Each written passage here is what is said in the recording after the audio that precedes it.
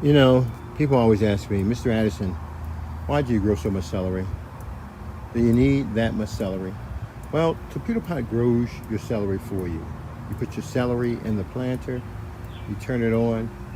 I fertilize this maybe about twice, no, maybe about twice so far. No, it's about three times so far this year.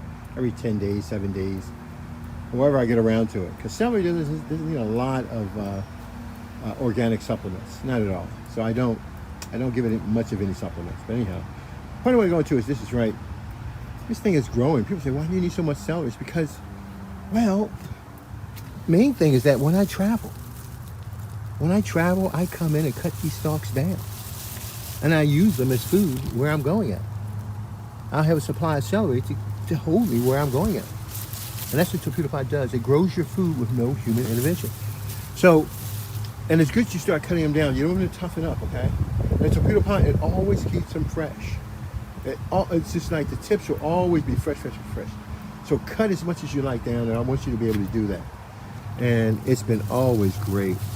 Darryl Addison, Torpedopot.com. Look at that. Look at that baby coming up here. Isn't that amazing? Oh man, there's so much life within life. Talk to you guys later. Bye-bye.